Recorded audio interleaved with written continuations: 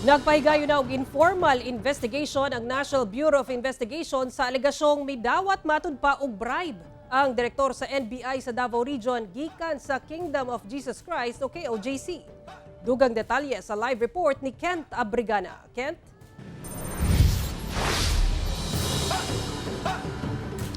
Sarag himakak ni NBI 11 Regional Director Attorney Arcelito Albao ang mga alegasyon nga nakadawat kini og bribe gikan sa KOJC ato sa pagsilbi og warrant of arrest batok kang Pastor Apollo Kibuloy niadtong Biyernes.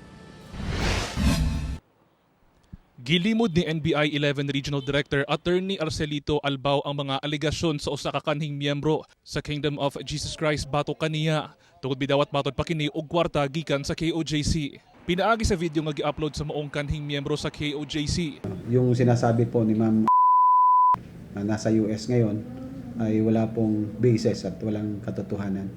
Sa video sa maong kanhing miyembro, usa si Attorney Albao sa matod pa, nataga niya og sobre nga dunay sulod nga kwarta kung mag-courtesy call kini kang KOJC founder Pastor Apollo Kibuloy.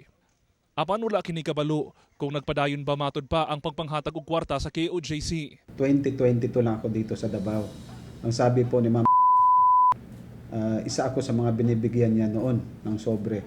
Ibig sabihin, hindi pa sila nag-away-away ni Pastor Kibuloy. Nirespeto namin yung pananaw niya. Hinoon, sumala ni Jaime Santiago, ang director sa National Bureau of Investigation. Gipamatud-an ni ini nga walay koneksyon si Albao kang kanhi Pangulong Rodrigo Duterte nga sumala pa suod kang Pastor Kibuloy. Nagpahigay na sub og informal investigation ng NBI kalabot sa aligasyon. We have already conducted hindi pa formal, informal investigation. Pinagkakatiwalaan ko pa rin ang aking regional director doon, si Director Albao. It is not actually a raid. Nagsiserve po ng warrant. Sa karon, kinakuhaan pa og pahayag sa GMA Regional TV 1 Mindanao ang kampo sa KOJC. Sara, gipaklaro usab sa NBI nga wala sila'y prior arrangement sa KOJC dihang gisilbi ang warrant of arrest batok kang Pastor Apollo Kibuloy niadtong Biyernes. Sara. Okay, daghang salamat Kent Abrigana.